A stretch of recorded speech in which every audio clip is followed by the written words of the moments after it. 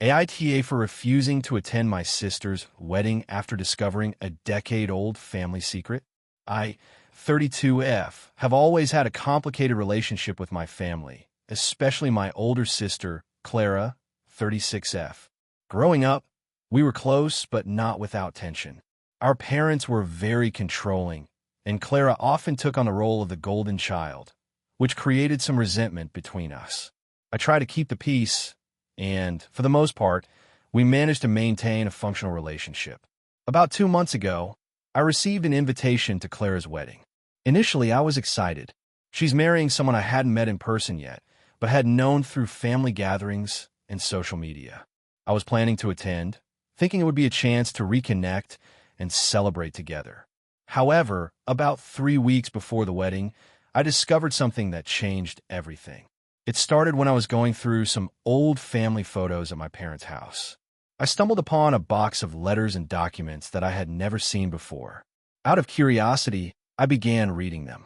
To my shock, I found evidence that Clara had been adopted as a baby, something my parents had never disclosed to me. What made it worse was that they had been aware I knew about the adoption through some distant relative who had mentioned it in passing years ago, but they pretended I didn't know. Clara, on the other hand, seemed completely unaware of her adoption. I was shocked and confused. I wrestled with whether I should tell her or confront my parents. The letters included correspondence from the adoption agency and a series of notes from our parents about keeping the secret hidden. The more I read, the more I realized how calculated it was. My parents had gone to great lengths to prevent Clara from ever knowing, and I had unintentionally become part of that deception.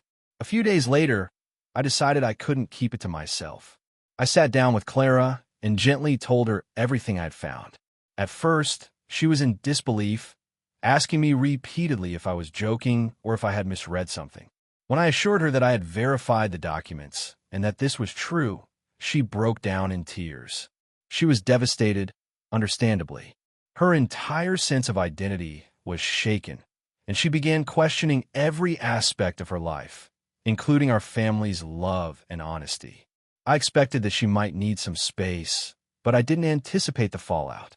Clara was supposed to be getting married in a couple of weeks, and suddenly, everything about the wedding felt tainted. She became increasingly withdrawn and distant.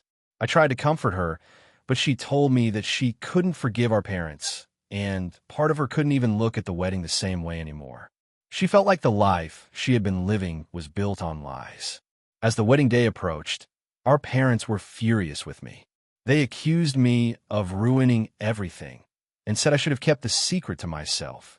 My extended family took sides. Some were supportive, saying I did the right thing by telling Clara, while others blamed me for the drama. Clara initially wanted to proceed with the wedding, but she kept asking me if I could just disappear for the day so she could manage the event without me, making her feel worse. I told her I couldn't do that. I couldn't be a part of a celebration where she was forced to pretend everything was normal. I also felt morally conflicted. Attending would mean I was endorsing the facade our parents had maintained for decades, and I couldn't do that in good conscience. Clara, surprisingly, agreed with me privately, but was torn because she didn't want to hurt our parents more than they already were feeling. She told me she wished I could forgive and forget, but she understood why I felt the way I did. On the day of the wedding, I didn't attend. I sent Clara a letter expressing my love and support, saying that I was proud of her no matter what, and that I hoped she could find happiness despite the turmoil. My parents called me repeatedly, begging me to come at least for the ceremony, but I declined. I also heard from several relatives that my absence was being framed as immature and dramatic, and some openly criticized Clara for not convincing me to attend. After the wedding, Clara reached out. She had gone through with it, but admitted it felt surreal and hollow at times. She said she respected my decision and that she wished things had been different. Our relationship is still healing. We talk occasionally, mostly about non-family topics, and I can see she's struggling to rebuild trust with our parents. I know some people might say I overstepped by revealing the adoption, that it wasn't my place to tell Clara, and that attending the wedding would have been the mature choice. On the other hand, I feel like I did the right thing by being honest and supporting my sister's autonomy over her life. My absence from the wedding wasn't meant to punish anyone, but to stand by my principles and respect the complexity of the situation. So, AITA for refusing to attend my sister's wedding after uncovering this family secret, knowing it would create tension, but also knowing it was something she had a right to know. If you enjoyed the video, don't forget to leave a like and subscribe to the channel. It helps the content grow and motivates me to create even more great videos. Turn on notifications so you don't miss any new uploads. By the way, I'm curious, when do you usually watch my videos? While working, studying, or just relaxing at home? Let me know in the comments. I'd love to hear from you. Thank you for your support. AITA for refusing to babysit my niece and being called selfish by my entire family? I, 28F, have always been the responsible aunt in my family, but I also value my personal time and mental health. My younger sister, Sarah, 26F, has 2 kids, ages 4 and 2. She and her husband work full-time and often rely on me to watch the kids when they need help. I've done it many times, but lately it's becoming increasingly stressful. The main issue started last month. My sister called me on a Wednesday evening asking if I could babysit for her the next day because her husband had an unexpected work trip and she had a meeting that couldn't be postponed. I said no because I had plans to attend a workshop for my career development that I had booked months ago and couldn't reschedule. Sarah got upset and said I was being selfish, claiming that family always comes first. I reminded her that I had helped them many times before, including on short notice, and that sometimes I need to prioritize my own commitments. She hung up on me. 2 days later, at a family dinner, my mom brought up the situation in front of everyone, asking why I wouldn't help my sister and implying that I was neglecting family duties. My dad said that helping family is just part of being close, and my cousin agreed, saying that I was being unreasonable because my sister doesn't have any other support.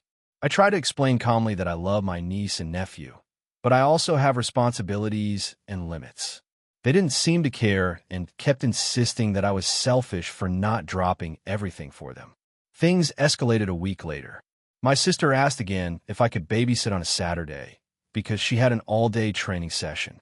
I explained that I had plans to attend a weekend retreat that I had committed to months ago and could not cancel.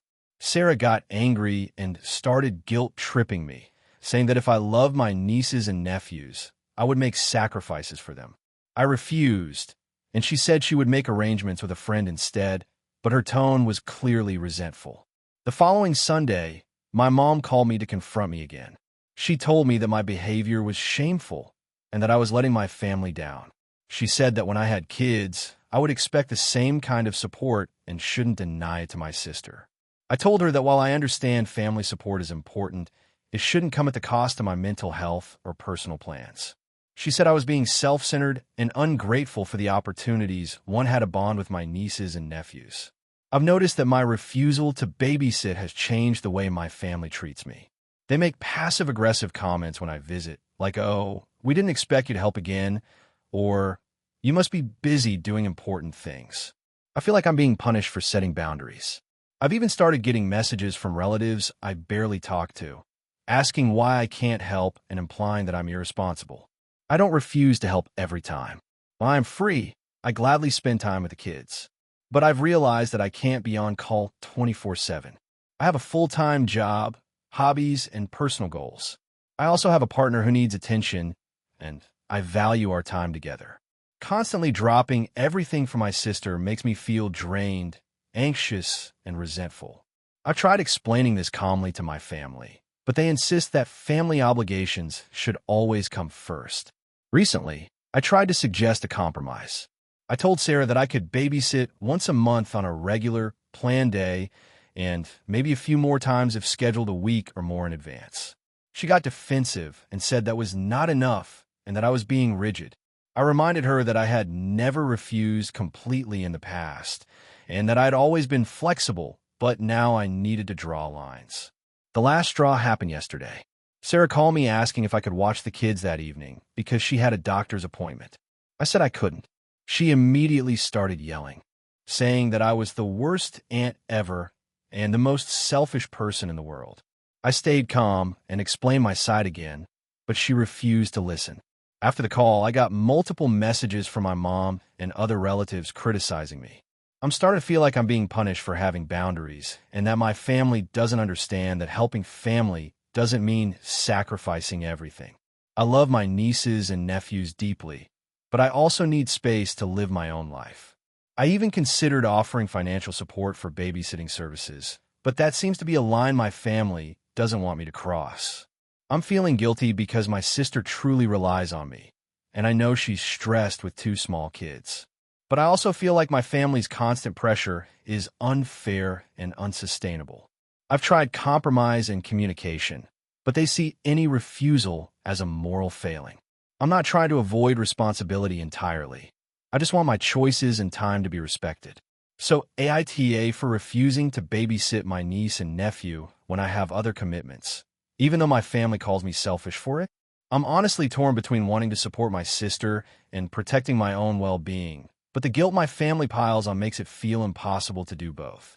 AITA for refusing to let my roommate's partner move in permanently, even though she claimed it was temporary.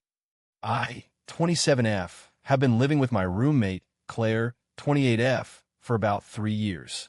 We met through a mutual friend, and our living situation has generally been positive. We split rent evenly, share household chores in a rough rotation, and communicate reasonably well. Claire has always been the more spontaneous one between us, whereas I like structure and clear boundaries in our home. About 4 months ago, Claire started dating someone new, Alex, 29M.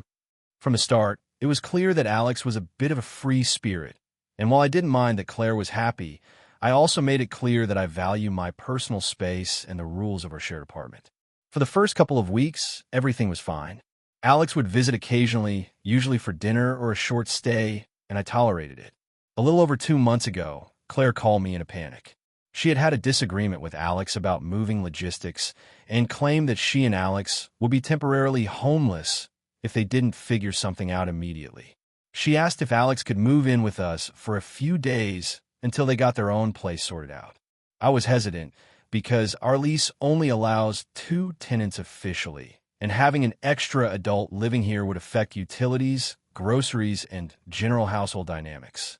I asked how long a few days would be, and Claire assured me it wouldn't be more than a week.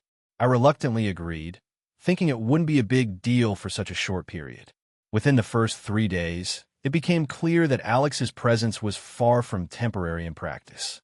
He started leaving his things all over the apartment, including the living room and bathroom. He would borrow my kitchenware without asking, and occasionally eat food that wasn't his. He also stayed over late at night, sometimes inviting friends over, and the apartment began feeling cluttered and crowded. I tried to set boundaries politely, asking him to keep his belongings in Claire's room and to respect shared spaces, but he didn't take it seriously. Claire would brush off my requests, insisting that it was just for a few weeks and that I should lighten up. By the 3rd week, the situation became unbearable. Alex was acting as if he owned the place, leaving dirty dishes in the sink, playing loud music at night, and generally being inconsiderate. I had to start cleaning up after him and also adjust my work-from-home schedule to avoid conflicts. I tried talking to Claire again, expressing that the arrangement was no longer temporary and that it was affecting my quality of life. She accused me of being controlling and unsupportive, saying that I was making her feel unwelcome in her own home. I decided to take a firm stand. I told Claire that Alex could not live here permanently and that any temporary stay needed to end immediately. I offered to help them find short-term accommodation, like a hotel or Airbnb, but I made it clear that my boundaries were non-negotiable. Claire was furious. She cried, screamed, and accused me of being selfish. She even implied that if I didn't allow Alex to stay, she might move out entirely, leaving me responsible for the full rent. I reminded her that our lease is legally binding for both of us and that she cannot unilaterally make decisions about occupancy that affect me financially. The conflict escalated over the next few days. Claire started leaving passive-aggressive notes and sending accusatory texts, implying that I was ruining her life by refusing to accommodate Alex. Some mutual friends have told me that I should have compromised and been more compassionate given that she was in a difficult situation, but I feel that the responsibility for finding a place to stay lies with Claire and Alex, not me. My mental health and living space are important, and I believe that enforcing boundaries does not make me a bad person. I also considered that perhaps I could have compromised in other ways. I thought about limiting Alex's visits to certain hours, creating a schedule for shared spaces, or even allowing him to stay for one weekend while I worked elsewhere. But after experiencing his disregard for rules and personal space, I felt that any compromise would likely have been temporary and ineffective. Every attempt I made to enforce boundaries was ignored or dismissed by both Claire and Alex. Our mutual friends are split. Some say I was reasonable, that no one should have to tolerate someone taking over their home under the guise of a temporary stay. Others argue that I should have been more accommodating, especially since Claire was in a vulnerable position and Alex wasn't intentionally trying to cause problems. I've tried to communicate that my refusal is not about punishing Claire or Alex, but about maintaining the environment I live in. Claire eventually moved Alex into a nearby short-term rental, but our relationship has been tense since then. She hasn't spoken to me much except for necessary communication about bills and chores, and I feel guilty sometimes because I know she's upset. I still care about Claire and want to maintain our friendship and roommate relationship, but I also feel that compromising further would set a precedent that my boundaries don't matter. So, AITA for refusing to let my roommate's partner move in permanently. Even though she claimed it was temporary and was in a stressful situation, I want to be supportive, but I also need to protect my space and mental health, and I feel conflicted about whether I handled it correctly. AITA for refusing to let my sister's fiancé stay in my house after an argument over our family traditions. I, 32F, have always been very close to my family, especially my younger sister, Emily, 28F. Our family has some very specific traditions that we follow religiously, especially when it comes to holidays and family gatherings. One of the biggest is that Thanksgiving and Christmas are always hosted in my parents' house, and they rotate cooking duties, but certain roles, like carving the turkey or setting the Christmas table, are passed down based on seniority in the family. These rules have always seemed a little old-fashioned, but I respect them, and so does most of my family. Emily recently got engaged to her boyfriend, Jason, 30M, who is a wonderful person in almost every way. The problem is that he is very casual and doesn't really respect our family traditions. He grew up in a completely different culture and has different ideas about holidays, like preferring casual potlucks over structured meals and seeing family rituals as optional. I have nothing against that in general, but when it comes to our family, it has always been a sensitive issue. A few weeks ago, my parents told me that they would be out of town for the long Thanksgiving weekend, so they asked if I could host a family gathering at my house. I agreed, as I usually do, because I actually enjoy it, even if it is stressful. I started making plans for the menu, decorations, and seating, which are all pretty elaborate because our family likes things done a certain way. Emily called me a few days later and told me that she and Jason wanted to come, but Jason wanted to bring his own traditions into the meal, like cooking a turkey, using a recipe from his family, and having a playlist of his favorite music instead of our usual songs. I explained gently that this was not really something we could accommodate because our family has been doing this in a specific way for decades, and part of the gathering is preserving these traditions. Emily got upset and said I was being unreasonable. She insisted that it was just one meal and that I should let Jason make his special dish because it would make him feel included. I told her that there was a way to include him without completely overhauling the meal and that he could bring a side dish or dessert if he wanted, but the main structure and rituals of the day had to stay the same. She argued that I was being controlling and that family traditions shouldn't be more important than her happiness. This conversation quickly escalated. Emily accused me of being stubborn and unfair and said I didn't care about her relationship. I said I cared, but that certain boundaries were important. Jason, according to Emily, felt unwelcome and would prefer to skip the gathering if we couldn't compromise. At this point, I felt like I was being accused of something that wasn't really my fault.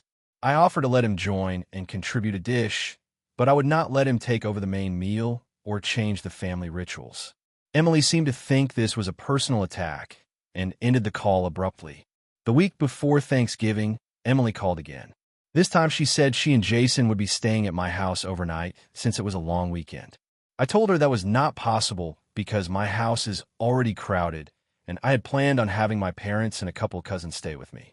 She tried to argue that it was just one night and that Jason needed a place to feel welcome, implying that I was being inhospitable.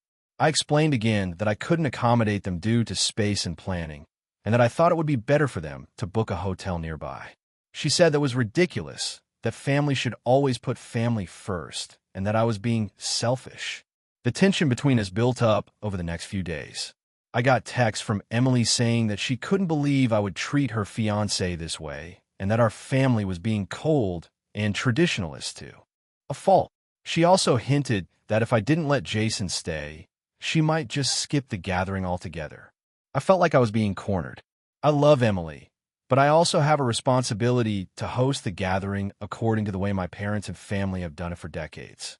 I didn't want to cause a scene, but I also didn't want to bend our family rules just to please her fiancé. On Thanksgiving Day, I follow my usual routine. I set up the table, prepared the meal according to the family recipes, and welcomed everyone who came. Emily arrived without Jason. During the meal, she was noticeably cold and barely participated in the traditional activities. She kept making small comments about how Jason would have liked this, or, "You're missing out by not letting Jason contribute," which made things awkward. At one point, I gently reminded her that she could still share her memories of past meals or suggest small additions without breaking tradition, but she snapped and said I was literally ruining her relationship. The rest of the family tried to smooth things over, but it was tense. After the gathering, I got a long message from Emily where she said that I had humiliated her and Jason, that I had put tradition above people, and that our relationship might never recover if I didn't learn to compromise. My parents later told me that they felt I had handled things correctly, but my cousins were divided. Some said I was too rigid, others agreed that tradition matters. I honestly feel conflicted. I think I did my best to include Jason without letting him take over our family traditions, but Emily sees it as me being controlling and selfish. I don't want to lose my relationship with my sister, but I also don't want to abandon family customs that are meaningful to me and our parents. So, AITA for refusing to let my sister's fiancé stay in my house and try to alter our family traditions for Thanksgiving. AITA for refusing to let my sister use my house for her wedding after she promised she would host it elsewhere. I, 33F, live in a 2-story house in a quiet suburban neighborhood that I bought 4 years ago. It's not enormous, but it's spacious enough for my family and some gatherings. I take pride in keeping it neat and organized, and I love hosting friends for small dinners or casual hangouts, but I've never had to host anything on the scale of a wedding before. My younger sister, Sarah, 30F, got engaged about a year ago. She and her fiancé, Tom, 32M, immediately started planning a large wedding. When they first got engaged, they discussed the venue and budget with me, and Sarah promised she would find a separate venue because she knew my house wouldn't accommodate everyone comfortably. I reminded her multiple times over the months that my house really wouldn't work for a wedding of 80 to 100 people, and she kept reassuring me that she was looking at local halls and banquet spaces. Fast forward to last month, I get a call from Sarah saying, "Hey, we've decided to host the wedding at your house. It's so cozy and intimate, and we think it'll make everything feel more personal." I was shocked and asked her why she wasn't using the venue. She said she had already booked. She said the hall canceled on them at the last minute due to a double booking, and now they had no other options. She added, "It's fine, your place is perfect, and we'll handle everything so you don't have to worry about anything." I immediately said no. I explained that my house isn't equipped for a wedding of that size. The logistics of seating, catering, parking, and safety regulations are complicated, and it would disrupt my life entirely for weeks. I also reminded her of the promises she made months ago. She became defensive and said I was being unreasonable and unsupportive. Over the next week, she tried to negotiate. She said they'd rent tents for the backyard, hire extra portable bathrooms, and even pay for a cleaning service afterward. She promised it would barely touch my day-to-day life. I told her I appreciated that they were trying to accommodate, but it was still a huge burden and stress I wasn't willing to take on. She started calling me selfish and even said our parents thought I should help my sister out in such a big moment. My parents have since avoided taking sides publicly, but privately told me they were disappointed I was refusing. The situation escalated when Sarah posted on social media, essentially hinting at drama in my family, saying, "Planning a wedding is so hard when your sister refuses to help you." I got messages from extended family asking why I was making Sarah's wedding difficult. I tried to explain my side to them, but a lot of them seemed to think I was being petty. I suggested alternative solutions. She could postpone the wedding by a month or two to secure a proper venue, downsize to a smaller gathering that could fit in my backyard, or rent a local hall. None of these suggestions satisfied her. She keeps emphasizing that my house has sentimental value, that she's dreamed of getting married there, and that it would be intimate and perfect. At this point, I feel stuck. I don't want to ruin my relationship with my sister, but I also can't realistically host a wedding in my home. My work schedule is demanding, and I can't be responsible for a large event in a space not designed for it. I've had friends over who number 20 at most, and even that feels hectic. I can't imagine dealing with 100 people. I've also expressed that I'm willing to host a small pre-wedding gathering or brunch, something manageable, but that hasn't been acceptable to her. Sarah has been sending me guilt-tripping texts, and sometimes just not speaking to me when I refuse. It's creating tension not just between us, but in our parents' household as well.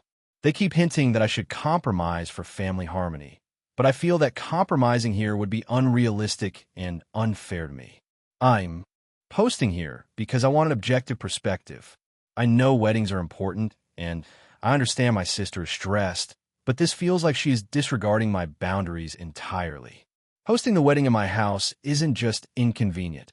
It feels impossible. I also feel hurt that she would expect me to rearrange my life so drastically after her repeated promises that my home wouldn't be used. I don't want to be seen as selfish, but I also don't want to be pushed into doing something that could cause me serious stress and resentment. So, AITA for refusing to let my sister use my house for her wedding despite her promises to host it elsewhere. AITA for refusing to let my sister's adult son move back into my house, even though she begged me to help him. I, 35F, have always been very close to my younger sister, Vanessa, 32F. Growing up, we shared everything and stayed close even after moving to different cities as adults. I have my own house and a fairly stable life, while Vanessa has had a history of making impulsive decisions and relying on others to bail her out. I love her, but I've learned over time that I need to set boundaries, especially when it comes to her son, Tyler, 19M. Tyler has always been a challenging kid. He's smart, funny, and capable, but he also has a pattern of making poor decisions and avoiding responsibility.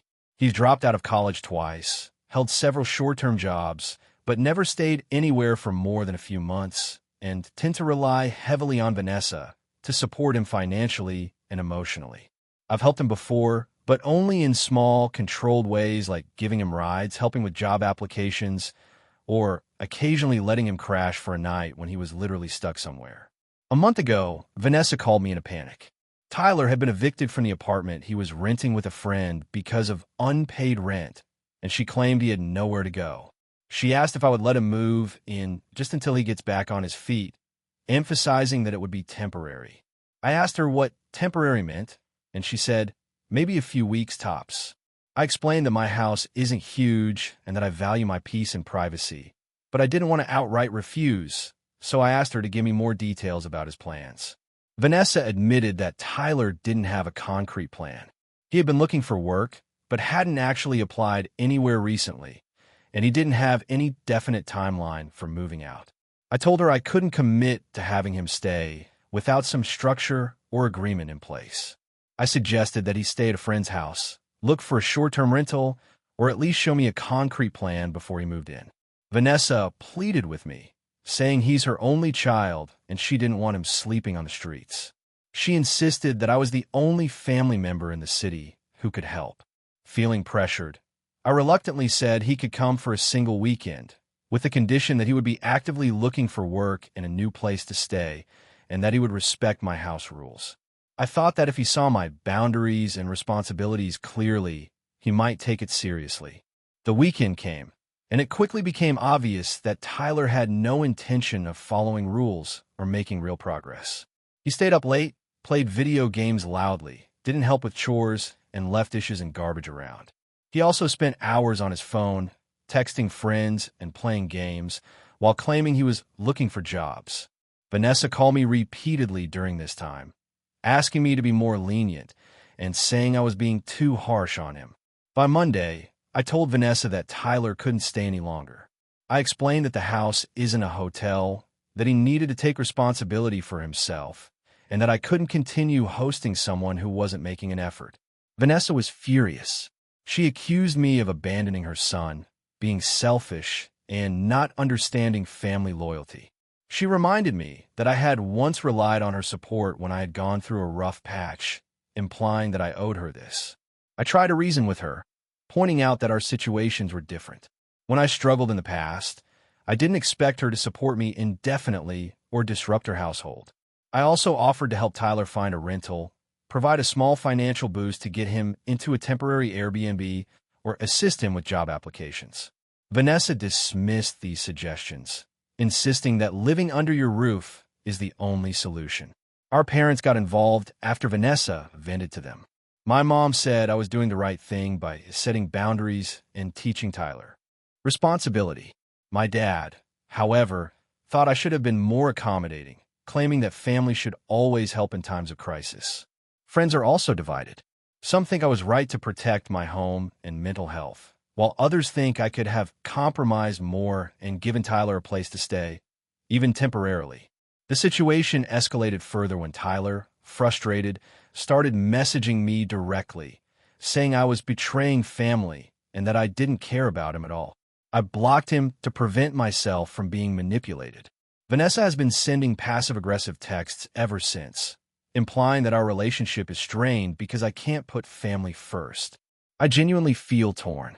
I don't want to hurt Vanessa or Tyler, but I also know that allowing him to move in would have created ongoing stress, disrupted my life, and potentially enabled a pattern of dependency. I've considered whether I could have done something differently. I could have allowed him to stay under strict rules, maybe even signed an agreement, or helped him more financially to get a short-term rental. But based on past experiences, I don't think he would have followed the rules, and I didn't want to risk turning my home into a situation that feels like permanent caretaking. So, AITA for refusing to let my sister's adult son move in with me. Even though she begged me to help and claimed it would be temporary, I want to support them, but I also need to protect my home, my boundaries, and my mental health, and I feel conflicted about whether I handled it correctly. AITA for not wanting my brother to attend my wedding because of his fiance's behavior. So, this is going to be long because of a lot of background, but I really need some perspective. I, 28F, am getting married in a few months, and the planning has been both exciting and stressful. My fiancé, Matt, 30M, and I have been together for 5 years, and this wedding is very important to us. I always wanted a small, intimate wedding with close friends and family, and we've been trying to make it as stress-free as possible. My brother, Tom, 31M, recently got engaged to his fiancée, Jessica, 29F. Now, I've always gotten along with Tom just fine, but Jessica has been a source of tension ever since they started dating. She's charming at first glance, but extremely manipulative, controlling, and very dramatic. My parents adore her, which complicates things because they tend to take her side in most disagreements. About 6 months ago, Tom and Jessica moved in together. Almost immediately, Jessica started demanding things from Tom that I thought were excessive. She insists on controlling his finances, his work schedule, and even tries to dictate how he interacts with friends and family.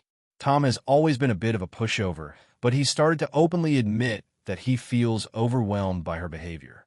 Fast forward to a few weeks ago, when we sent out our wedding invitations. I invited Tom and Jessica, expecting everything to be normal. Almost immediately, I started getting a slew of texts from Jessica complaining about the wedding. She said the date was inconvenient, the location was too rural, and that the catering options were subpar and beneath her. She also demanded that I change the seating arrangements so she could sit with people she prefers and not with certain relatives she deems boring. I tried to politely explain that the wedding is our day, not hers, and that we've planned the seating for logistical reasons. She brushed me off and started threatening that she might not come if her demands aren't met. The situation escalated when she started messaging my parents and friends. She told them that I was being mean and selfish for not bending to her wishes, painting herself as the victim. This was incredibly stressful because now I felt like my entire wedding was being hijacked by her drama. Matt and I talked about it, and we agreed that Jessica's behavior is toxic and that we don't want it overshadowing our wedding. About a week ago, I called Tom privately to explain my concerns. I told him that Jessica's behavior at our wedding could ruin the day for everyone and that, honestly, if things continued as they were, we might ask them not to attend. Tom was visibly upset. He said he understands my perspective but feels trapped because Jessica has been manipulative and threatens that if he doesn't comply, she'll never forgive him. He begged me to reconsider, saying he doesn't want to miss my wedding either. I tried reasoning with him, but then came the latest incident that pushed me to my breaking point. A mutual friend invited Tom and Jessica to a pre-wedding dinner I organized. Jessica showed up late, loudly criticized the food, mocked some of my decor choices, and then spent the entire evening texting other guests about how disappointed she was.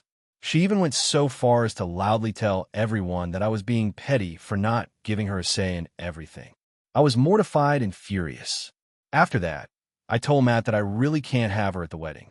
He agreed, saying it's our day and we shouldn't let anyone ruin it. I called Tom and explained that if Jessica continues with this behavior, we cannot allow her to attend. Tom got angry, saying I'm being unfair and that I'm punishing him for her actions. I told him I'm not punishing him, but I'm protecting our wedding and our sanity. He then accused me of controlling his life and said that maybe he shouldn't come either. Now, my parents are upset with me. They say I'm being harsh and that family should stick together. My friends are divided. Some say I'm right to protect my wedding, while others think I should try harder to accommodate Jessica for the sake of family harmony. I feel trapped because I love my brother, but I also cannot stand the thought of dealing with Jessica's antics on what should be one of the happiest days of my life. So, AITA for telling my brother that if his fiancée continues her manipulative behavior, she cannot attend my wedding, and that he may have to choose between us and her. I feel like I'm protecting my day, but part of me worries I'm being unreasonable and cruel to him. To clarify, I'm not trying to punish Tom. He's welcome to attend, but only if Jessica can behave respectfully or at least stay in the background. I've tried explaining this to him multiple times, but it feels like she's controlling his decisions. I just want my wedding to be a day where everyone can enjoy themselves without unnecessary drama. Has anyone else dealt with a situation like this? I feel like I'm at crossroads and don't know if I'm being selfish or if I'm justified in standing my ground. The tension has started to affect my relationship with my parents, and I don't want my wedding to be the event where all family conflicts explode. If you've read this far, thank you. I needed to vent somewhere and get an honest take. Would love to hear if I'm overreacting or if my stance is fair. AITA for confronting my sister over our parents' estate and ruining family Christmas. I, 36M, have always been close to my younger sister, Jenna, 33F. We grew up in a pretty standard middle-class household, and our parents were loving but strict. When we were younger, I was always more of the rule follower, the cautious type, whereas Jenna was creative, spontaneous, and often acted on impulse. We've always had a complicated dynamic, supportive but competitive. Our parents, who are now in their late 60s, have been planning for retirement and have started discussing their estate with us over the past few years. They own a house in the suburbs, a few investment accounts, and some smaller assets like jewelry and antiques. They've told us they want everything divided fairly, but we all know fair can mean different things to different people. A few months ago, my parents asked me to help them organize some of the financial documents and legal papers for their estate planning. I agreed. While going through some old files, I stumbled across a note that outlined some of the inheritance plans. It seemed like they were leaning towards leaving the house to me because I've been the more stable one financially and have been living closer, making it easier for them to transition if they needed help. Jenna was to receive a monetary inheritance, along with some jewelry and collectibles. I felt uneasy reading it without them knowing, but I didn't tell anyone at the time, thinking it was just private parental information. Fast forward to last weekend, our family gathered at our parents' house for Christmas. It was a usual cozy affair, dinner, presents, laughter, but there was some tension because Jenna recently lost her job and has been struggling financially. She's always been a bit proud and independent, so she hasn't asked for help directly, but you could sense the stress around her. During dessert, Jenna started talking about how unfair it felt sometimes, seeing me coast along while she's constantly struggling. I try to reassure her that she's more than her financial situation and that things like jobs and money don't define her.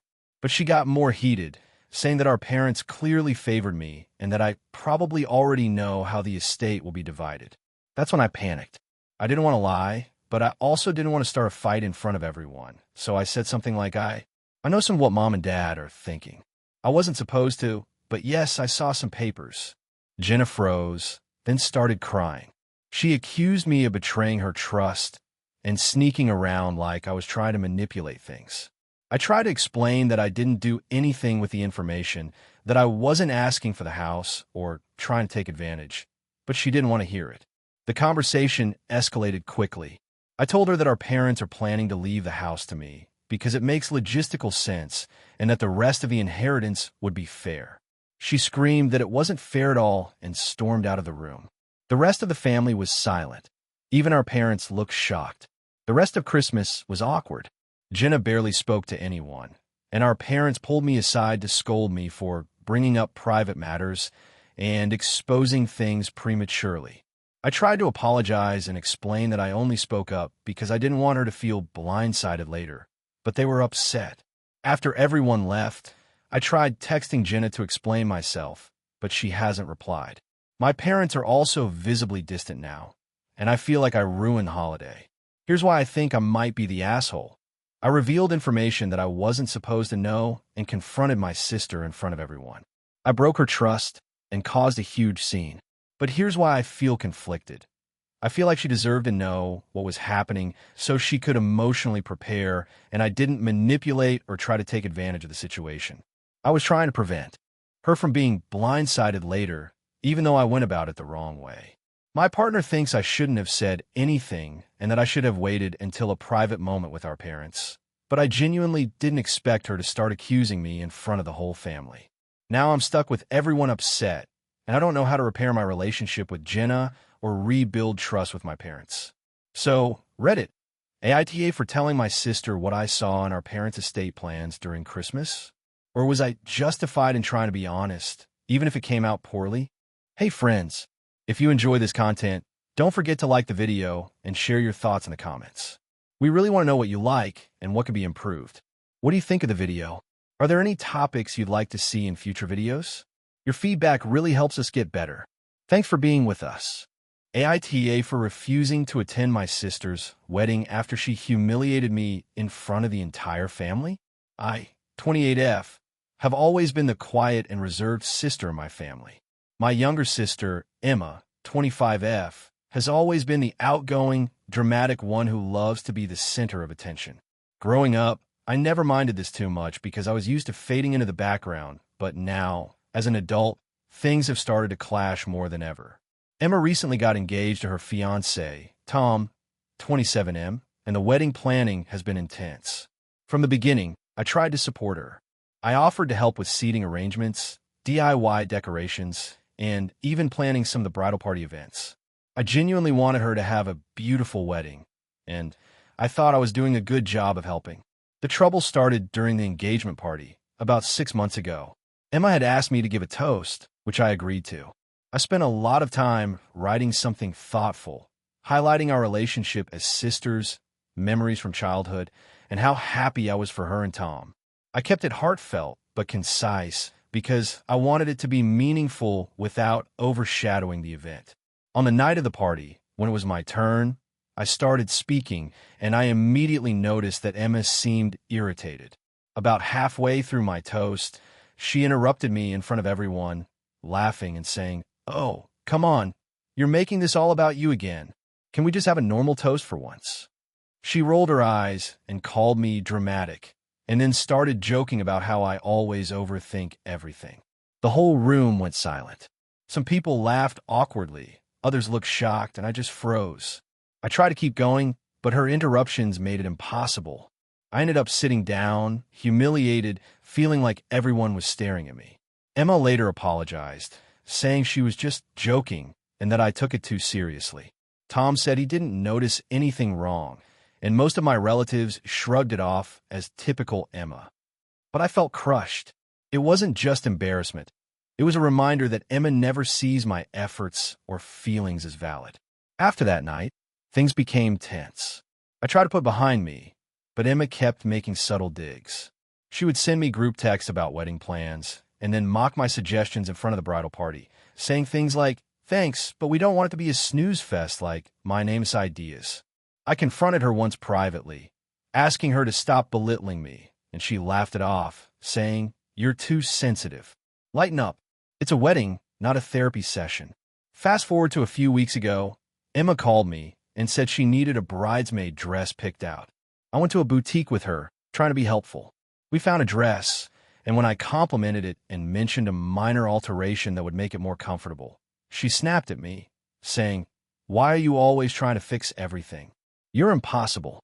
Just pick a dress and stop overcomplicating my life." I was taken aback, but said nothing and left the store feeling defeated. Then came last week. The family gathered for a pre-wedding dinner, and Emma decided it was the perfect time to roast me in front of everyone. She spent almost 10 minutes telling stories from our childhood, framing them in ways that made me look selfish, awkward, and overly dramatic. She laughed at things I didn't even remember being funny and exaggerated others. My parents were uncomfortable. My aunts and uncles tried to diffuse the tension, but Emma kept going. When I tried to speak up, she waved me off, saying, "Oh, don't be so sensitive. It's just jokes.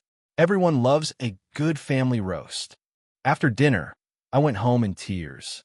I felt humiliated, disrespected, and exhausted from constantly trying to navigate her antics. I decided to send a message to my parents and Emma, telling them that I would not be attending the wedding. I explained that I couldn't be part of an event where I knew I would be publicly mocked and dismissed. I said I loved Emma and wanted her to be happy, but I also had to protect my own mental health. The response was immediate and explosive. Emma texted me, calling me selfish, dramatic, and overreacting. She said that refusing to attend would ruin her day and that I was choosing my feelings over family and love. My parents were torn. My mom said she understood my feelings but felt that I was making the situation worse by refusing to attend. My dad said I was overreacting and that I should just grin and bear it. My extended family has also started taking sides. Some relatives say Emma was in the wrong and that my feelings are valid. Others say I should apologize and go to the wedding for the sake of family unity. My friends tell me I'm right to stand my ground, but part of me still feels guilty because I know Emma really wanted me there. I don't want to go back on my decision, but I also can't stop imagining everyone else celebrating while I sit on the sidelines, feeling like an outcast. The main issue for me isn't just the humiliation. It's that Emma has shown repeatedly that she doesn't respect my feelings or boundaries. I'm worried that attending would only invite more of the same. So, AITA for refusing to go to my sister's wedding after she humiliated me multiple times in front of our family, despite her wanting me there and my parents' insistence that I just get over it. AITA for refusing to let my boyfriend's teenage son move in with us, even though he claimed it was temporary. I, 34F, have been with my boyfriend, Mark, 36M, for about 3 years. We live together in a 2-bedroom apartment in the city. I work long hours in finance, and Mark runs a small local business. Our living arrangement has generally been smooth, though we occasionally have disagreements about household responsibilities. We both value our routines, quiet time, and personal space. Mark has a 16-year-old son, Ethan, from a previous relationship. Ethan lives primarily with his mother, but Mark sees him on weekends and holidays. I've always tried to be supportive of Ethan, but I don't have a parental relationship with him. I treat him kindly, But I also set boundaries because I'm not his parent, and I believe that discipline and rules should come from his father or legal guardian.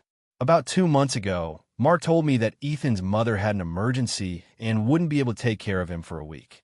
He asked if Ethan could stay with us temporarily. I hesitated because our apartment is small, and I work from home several days a week, which requires quiet and focus. I asked Mark if there were any other options, like a relative or a friend, but he insisted that it would only be for a few days and that I needed to help. I reluctantly agreed, thinking that a week wasn't too bad and that we could manage. From the first day, it became clear that Ethan's idea of temporary wasn't the same as mine. He brought a lot of personal items, including clothes, gadgets, and his school books, which took over part of the living room. He left dirty dishes in the sink, stayed up late playing video games, and frequently disrupted my work. I tried to set some rules: no loud music during work hours, cleaning up after himself, and respecting shared spaces. Ethan initially nodded, but then ignored most of the rules. Mark brushed off my complaints, saying I should be more accommodating and that he's just a teenager. I explained that my issue wasn't with Ethan as a person, but with a lack of boundaries and respect for our shared living space. Mark said I was overreacting and that I should toughen up and be more patient. The situation escalated after a week. Ethan had been leaving trash around, eating food that wasn't his, and generally taking over the apartment. I confronted him and Mark, asking that he either follow the rules or make alternative arrangements. Mark argued that Ethan was a guest and that I should adjust.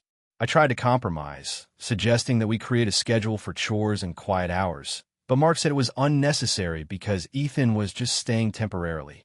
After 10 days, I realized that temporarily was becoming open-ended. I told Mark that Ethan could not continue staying with us unless there was a clear plan and commitment from him to follow house rules. I suggested alternatives.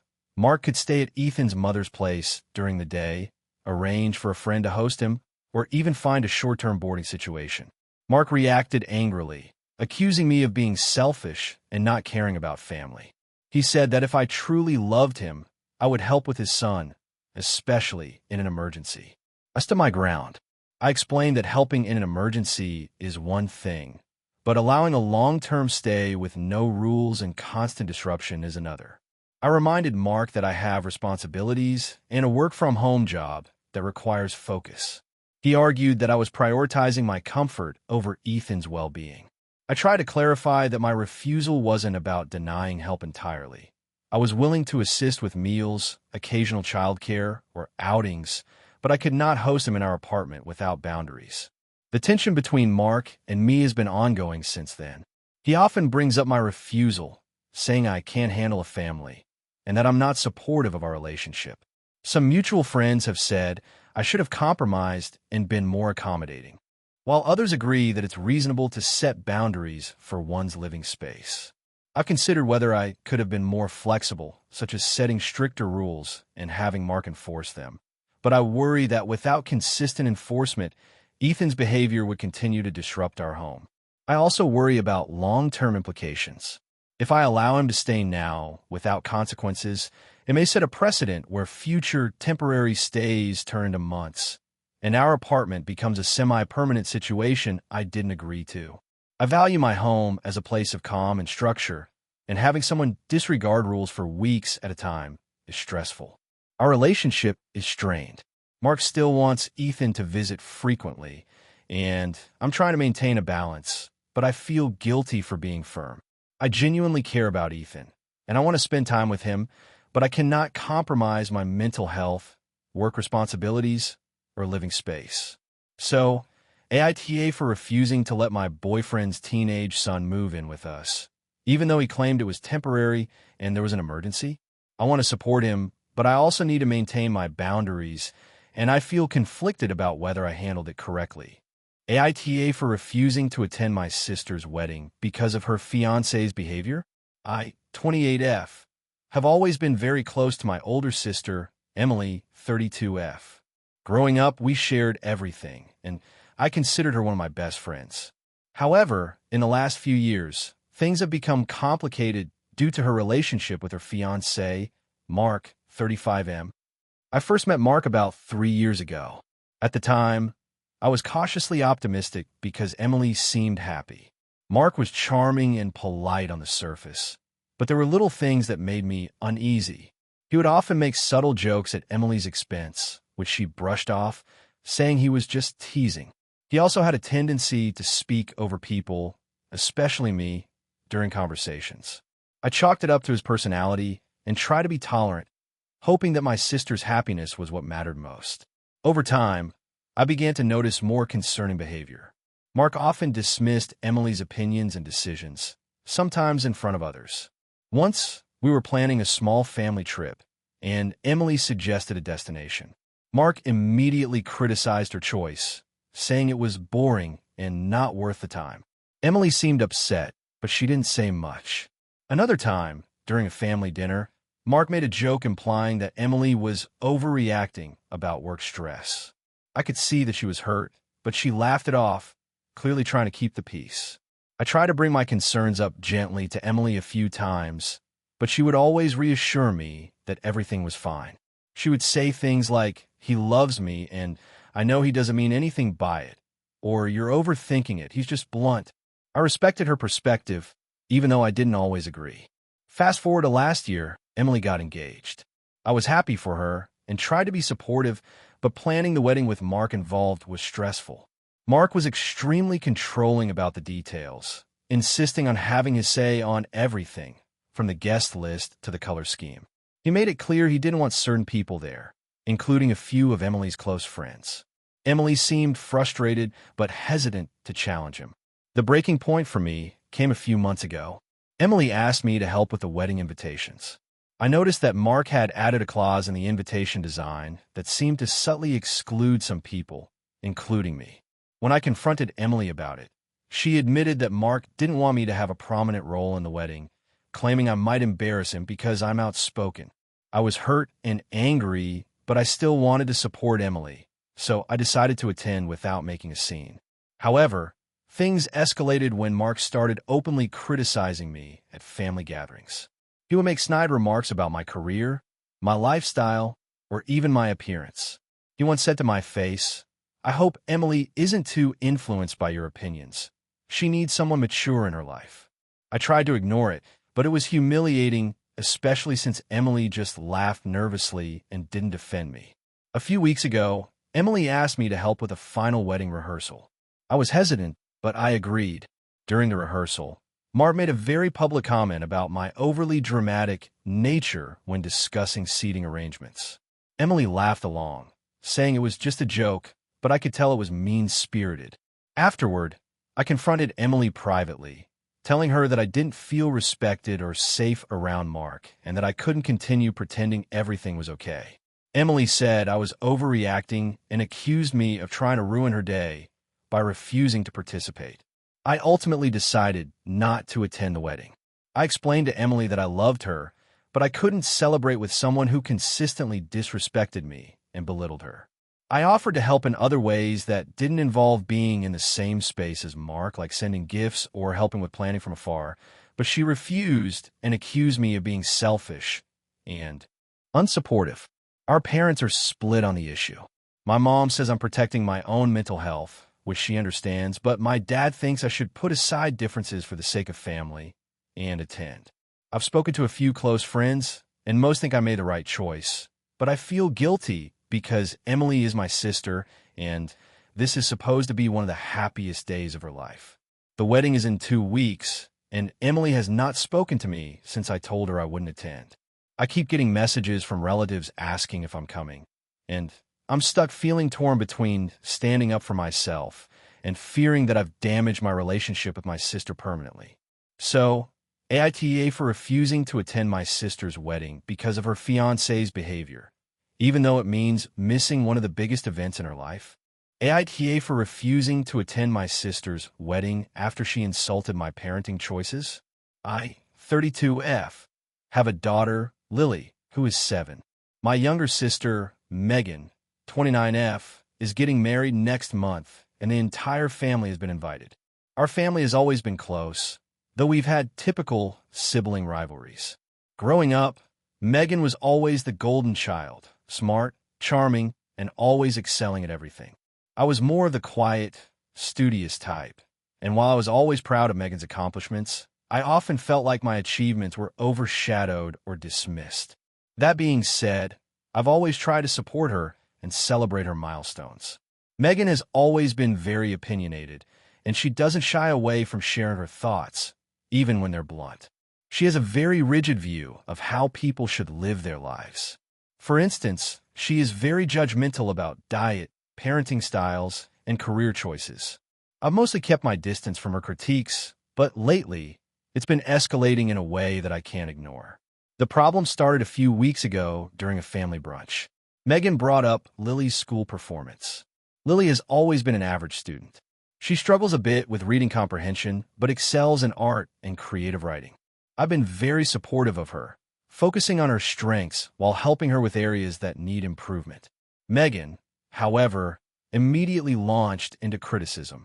She said things like, "I don't understand why you let her get away with so much. She needs discipline and structure, or she's going to fall behind. You're going to regret it when she's failing in middle school."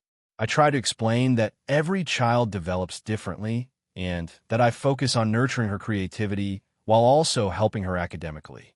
Megan cut me off, rolling her eyes, and said, "You're just making excuses.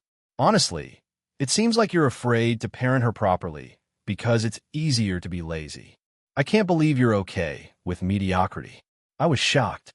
Not only was this completely uncalled for, but it also came across as a direct attack on my capabilities as a mother. I told her she was being rude and that I wouldn't tolerate insults about my parenting. Megan laughed and said, "Oh, come on, it's just advice. You're too sensitive. You always overreact." I didn't respond further, but I could feel my blood boiling. I spent the rest of the brunch keeping Lily close to me and avoiding Megan as much as possible. My parents noticed the tension but didn't intervene. After that incident, Megan texted me multiple times, "I hope you're not going to let this ruin your relationship with Lily. I just want her to have the best future." I responded politely, "I appreciate your concern, but I don't think unsolicited criticism is helpful." She didn't reply after that, but I could sense the tension growing as the wedding approached. Fast forward to last week. My parents hosted a small wedding rehearsal dinner. Megan, being her usual direct self, started commenting on Lily again. She said, "I noticed Lily coloring on the walls at home. You really need to teach her respect for property. Kids these days don't know boundaries because parents like you let them do whatever they want." I finally snapped. I stood up and said, "Megan, you've crossed the line. This is insulting and unnecessary. I'm doing my best to raise Lily, and I don't need your judgment or advice. Please stop commenting on her behavior."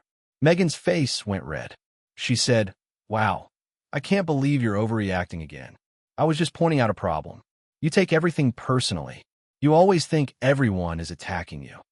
My parents tried to calm us down, but it was clear they were frustrated.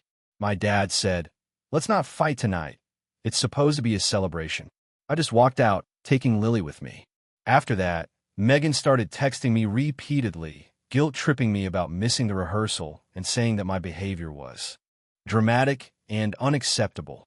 She said, "I don't understand why you have to ruin my special day. You're being selfish. Lily will remember this, and it won't be good for her either."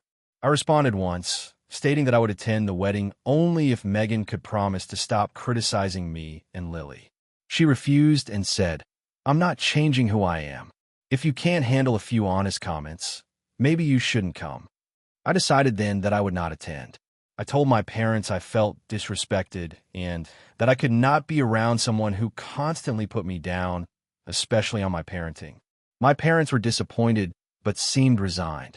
Megan has since been posting about the wedding on social media, tagging friends and family. She sent me a final text saying, "This is your last chance to come. Don't make Lily hate you by missing her aunt's wedding. It will be tragic if you missed out on such a big family memory." I haven't responded. I feel justified because I am protecting my mental health and setting boundaries. I love my sister, but her constant judgment and lack of respect for me as a parent is unbearable. I also don't want Lily to witness someone treating her mother poorly and normalize that behavior. My friends mostly support me, saying Megan has always been overbearing and this is a boundary I need to enforce. But my parents are upset, and I know Megan will be hurt and angry. Some extended family members have also expressed disappointment that I might not attend, saying it will create drama at the wedding.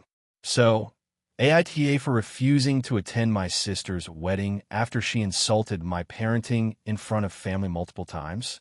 I feel torn because on one hand, it's a huge milestone for Megan, and I don't want to be the cause of family tension. On the other hand, I can't allow anyone, even my sister, to repeatedly insult me or undermine my parenting in front of my daughter. I just don't know if I'm overreacting or if I'm actually standing up for myself and my child. AITA for refusing to give my cousin my spare car after he crashed his and calling me selfish. I, 33F, own a small but reliable car that I use daily for commuting to work. A few years ago, after saving for a long time, I also bought an older used car as a backup. The second car isn't fancy at all, but it runs well, and I keep it maintained because I sometimes lend it to close family members in emergencies or when my main car is in the shop. I also occasionally use it when visiting relatives in another town, so I don't put too many miles on my primary car. My cousin Daniel, 29M, recently crashed his car. Thankfully, he wasn't hurt, but the car was completely totaled. From what I understand, he was distracted while driving and rear-ended someone at a stoplight. His insurance situation is messy because he had switched providers recently, and there's apparently some dispute about coverage. A few days after the accident, Daniel came over to talk to me. At first, I thought he just wanted advice about dealing with insurance or figuring out transportation options. Instead, he asked if he could have my spare car. Not borrow it for a few days, but have it indefinitely until he could afford to replace his own vehicle. I was honestly surprised by the request. The car might not be worth a lot, but it's still mine, and I rely on it occasionally. I also paid for it myself and cover the insurance, registration, and maintenance. I told him that I couldn't just give him the car, but I might be able to lend it to him temporarily under certain conditions if we work something out. Daniel immediately seemed annoyed and said that lending it wouldn't help because he needs a long-term solution. He explained that he needs a car for work and that public transportation where he lives is unreliable. I sympathized with that, but I still felt uncomfortable handing over my vehicle indefinitely, especially since I would still be financially responsible for it. I suggested some alternatives. I told him he could use the car occasionally while he saved up for a cheap used one of his own, or I could help him look for affordable options online. I even offered to help him with a small amount of money toward a down payment if he found something within his budget. He rejected all of those ideas and insisted that since I barely used the spare car, I should just let him keep it. He said family is supposed to help each other and that holding on to a second car while he's struggling is selfish. I explained that I do use it sometimes and that even if I didn't, it's still my property and part of my planning for emergencies. The conversation got tense. Daniel started bringing up things I've done for other people, like when I let a friend borrow the car for a week while theirs was being repaired. He said that if I could help a friend like that, I should definitely help family in a bigger way. I pointed out that a week-long loan is very different from giving someone open-ended access to my car while I still pay for everything. He then said something that really bothered me. He suggested that since I'm financially stable and don't have kids, I should be more generous. According to him, I have extra resources and should share them with family members who need help more. That comment made me feel like he was entitled to something I worked for. After that, I told him clearly that I was not going to give him the car. I repeated that I was willing to help him look for affordable vehicles, drive him to check them out, or even lend him the spare car occasionally if he needed transportation temporarily. But I would not hand it over indefinitely. He got very upset and accused me of being selfish and greedy. He said I was choosing convenience over helping family and that he wouldn't forget this when I needed help in the future. He left pretty abruptly after that. Since then, the situation has gotten more complicated. Daniel apparently told several relatives that I refused to help him after his accident. Some of them have contacted me asking why. Couldn't just give him the car, since I have two. Others say they understand my perspective, but still think I could have been more flexible. My parents are mostly on my side, but have suggested that maybe I should consider letting him use the car for a few months just to keep the peace. I'm hesitant because I feel like once he has it, getting it back could turn into another conflict. I also worry about liability if something happens while he's driving it, since the car is still registered and insured under my name. At the same time, I do feel a little guilty. I know Daniel is in a difficult situation and transportation is important for work. Part of me wonders if I'm being too protective of something that I don't use every single day. But another part of me feels like his approach was unfair. Instead of asking for help and discussing options, he jumped straight to demanding that I give up my property because he believes I can afford it. That attitude makes me uncomfortable and makes me question whether lending him the car at all would end well. Now the whole situation has turned into a family debate about generosity, responsibility, and boundaries. Some relatives think I'm being practical, while others say I'm failing to support family when it matters. So AITA for refusing to give my cousin my spare car after he crashed his, even though he says I'm selfish for keeping something I don't use every day while he needs it. AITA for refusing to give my coworker my parking spot, even though she said she needed it more than me. I, 33F, work at a mid-sized company in a busy downtown area. Parking near the office is extremely limited and very expensive. Our company rents a small lot behind the building, but there are only about 10 spaces available for around 30 employees. Because of that, the spaces were assigned based on seniority and certain job roles when the company moved to this office 3 years ago. I happened to get one of the spots because I had already been with the company for several years, and I often arrive early to prepare reports before everyone else gets in. Having the parking spot has made my life significantly easier. I live about 30 minutes outside the city, and public transportation from my area is unreliable and involves 2 transfers. If I didn't have the parking spot, I would either have to leave my car in a public garage that costs a lot each day or park several blocks away and walk through a not great area early in the morning. A few months ago, a new co-worker joined our team. I'll call her Melissa, 29F. She's generally nice and easy to get along with, but she started bringing up the parking situation almost immediately. Apparently, she lives even farther away than I do, and the commute by public transportation takes her nearly an hour and a half. At first, she would just make comments about how lucky the people with spots were. Things like, I wish I had one of those spots. It would make my life so much easier. I sympathized with her because commuting can be exhausting, but I didn't think much of it. Eventually, though, she started asking people directly if anyone would be willing to give up their spot. Most people told her no because, like me, they rely on them. About 3 weeks ago, she approached me specifically. She said she noticed that I sometimes leave the office a little earlier than others and asked if I would consider giving her my parking space permanently. I was surprised and asked what she meant. She explained that since I apparently don't stay late every day, maybe I didn't need the spot as much as she did. She also mentioned that she has been struggling with the commute and that having the parking spot would make her life a lot easier. I told her I understood that commuting is tough, but I wasn't willing to give up my assigned parking space. I explained that it was given to me based on seniority and that I rely on it for my own commute. She seemed disappointed, but didn't argue at the time. A few days later, she brought it up again during lunch with several coworkers around. She said something along the lines of, I still think it would be fair if someone who doesn't absolutely need their parking spot gave it to someone who does. Then she looked directly at me. The conversation got awkward, and I just said that the parking assignments were made by management, not by us. After that, she started making small comments here and there. Things like, some people are lucky enough to have conveniences they don't appreciate. I tried to ignore it, but it was becoming uncomfortable. Last week, things escalated. Melissa asked me again, this time more directly. She said she had calculated that my commute would only increase by about 20 minutes if I parked in a public garage, while hers would decrease by nearly an hour if she had my spot. She argued that it would be more logical for me to give it to her since the overall time saved would be greater. I told her again that I wasn't willing to give up my spot. I pointed out that I had earned it through seniority and that giving it up would mean paying a lot more for parking or dealing with safety concerns when walking from farther away. I also said that if she wanted a parking spot, she should talk to management about being added to the waiting list. She got visibly frustrated and said I was being selfish.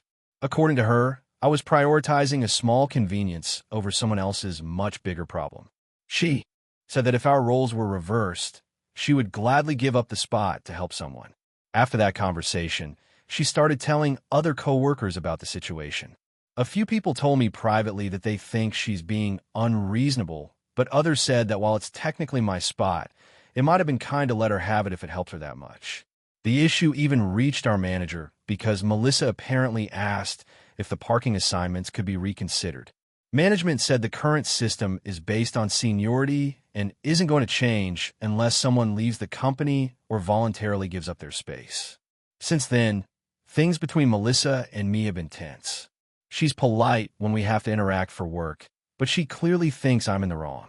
A couple of coworkers have hinted that I could have just done the nice thing, especially since I'm not the longest tenured person with a spot. At the same time, I feel like if I give it up now, it sets a precedent that anyone can pressure someone into giving up something they earned just because they claim to need it more. I do feel a little guilty because I know commuting that long every day is exhausting, and I remember how stressful it was when I had to do something similar years ago. But I also feel like I shouldn't have to sacrifice something I work toward just because someone newer wants it. So now I'm stuck wondering if I'm being stubborn or if my boundaries are reasonable. AITA for refusing to give my coworker my parking spot, even though she says she needs it more than I do. AITA for refusing to give my sister my spare bedroom after she announced she was leaving her husband. I, 36F, own a small 3-bedroom house.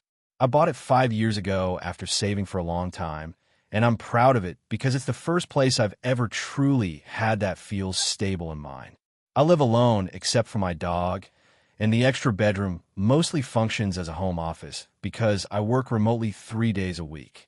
My younger sister Megan, 33F, has always had a more chaotic life than I have. She's kind and fun to be around, but she has a habit of making big life decisions very quickly and then asking family to help pick up the pieces later. Over the years, there have been several situations where she needed temporary help with rent or a place to crash for a few days. I've helped when I could, but I've also tried to keep boundaries because those temporary situations tend to stretch out much longer than expected. Megan has been married to her husband Tom for about 4 years. Their relationship has always seemed rocky from the outside, with lots of dramatic arguments followed by reconciliations. I try not to interfere because I believe relationships are complicated and it's not my place to judge. 2 weeks ago, Megan called me crying and said she had finally decided to leave Tom. She said they had another huge fight and that she packed a bag and left the house. She asked if she could come stay with me for a little while she figured out her next steps. At first, I was sympathetic. I told her she could come over that evening so we could talk and calm down. She showed up with 2 large suitcases, several bags, and her cat. That's when I realized she wasn't just asking to stay a night or two. When I asked how long she expected to stay, she said she didn't know, maybe a couple of months while she found a new job and apartment. She also mentioned that she might want to bring some furniture later if the separation became permanent. That immediately made me uncomfortable. I told her I was sorry she was going through this, but I wasn't prepared to have someone move in long term. My house isn't huge, and my home office is essential for my work. I also really value my quiet space and routine, which I know would change if another adult and a pet moved in. Megan got upset and said she thought family was supposed to support each other in emergencies.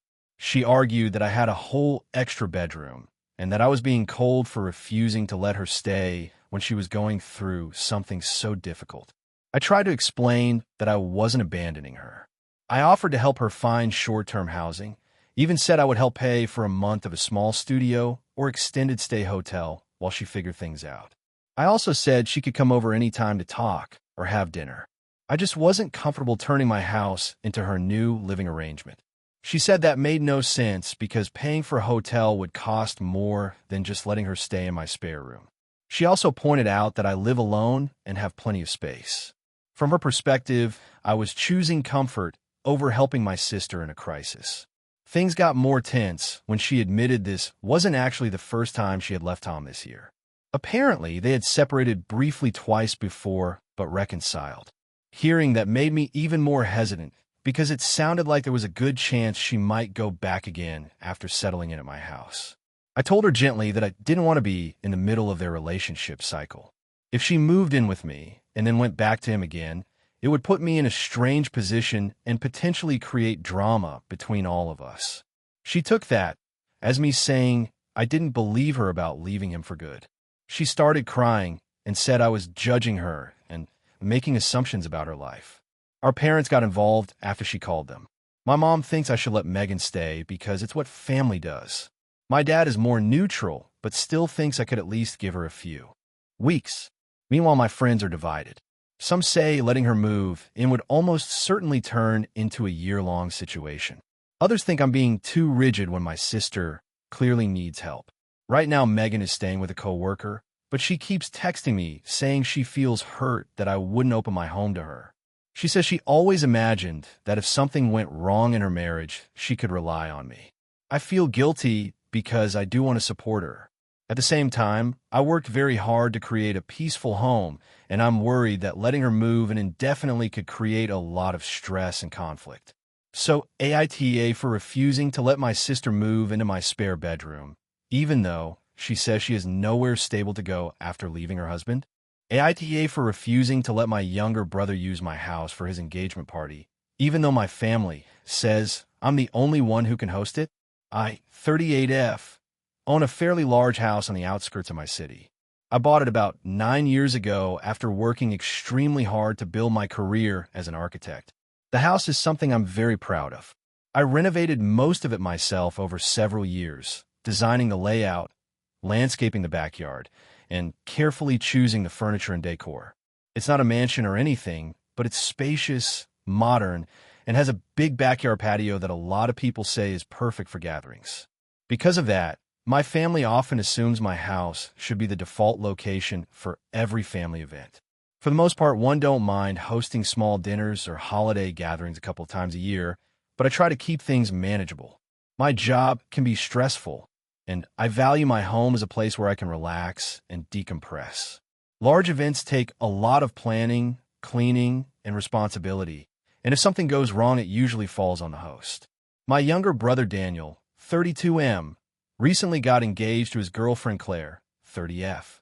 I'm genuinely happy for them. They've been together for about 4 years and seem very committed to each other. A couple weeks ago, Daniel called me and said he and Claire wanted to have a big engagement party so both families could celebrate together before they start planning the wedding. At first, I assumed they were just telling me the news and maybe asking if I would attend or help plan something. Instead, Daniel asked if they could host the engagement party at my house. He said my backyard was perfect for it and that it would be much cheaper than renting a venue.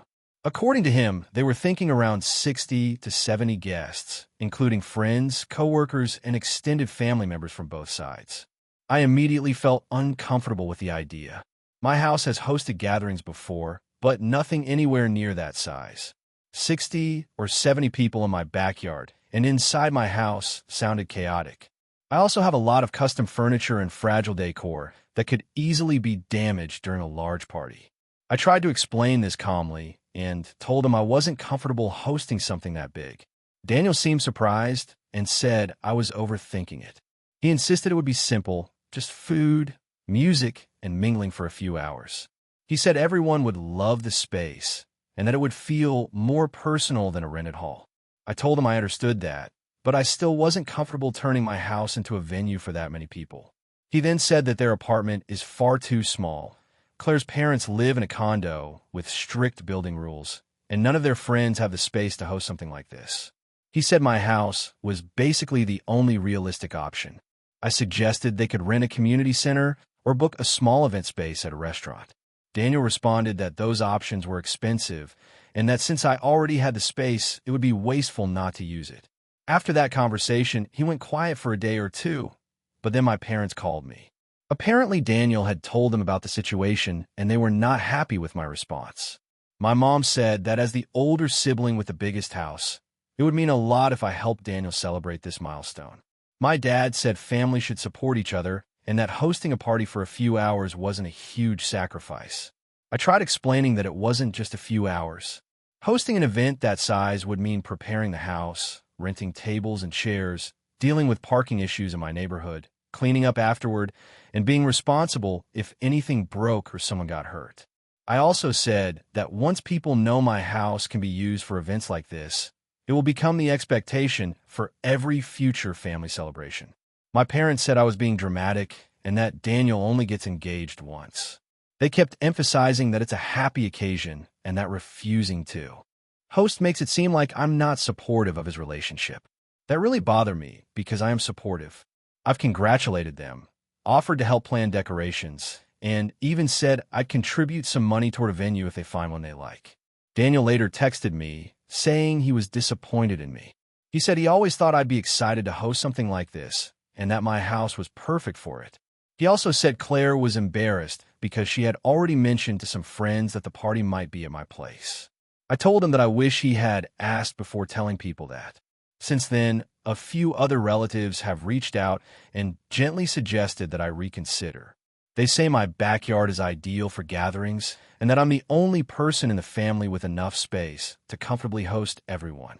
Some of them even implied that refusing makes me look selfish or overly protective of my house. The thing is, my house means a lot to me because I worked extremely hard for it. I've invested years into designing and maintaining it, and the thought of 70 people wandering through it makes me anxious. I'm also worried that if something gets damaged or someone gets drunk and causes a scene, I'll be the one dealing with the consequences. I keep wondering if I'm being unreasonable. On one hand, it's just one party and it would make my brother happy. On the other hand, it feels like a huge responsibility that I never agreed to take on. I've tried offering alternative ways to support them, but everyone seems focused on the fact that I won't let them use my house. Now Daniel is barely speaking to me. My parents think I'm being stubborn, and Claire seems awkward around me whenever we talk. I'm starting to feel like the villain, even though I thought setting boundaries about my own home was reasonable. So AITA for refusing to let my brother use my house for his engagement party, even though my family says I'm the only one who can host it? Thank you for watching until the end.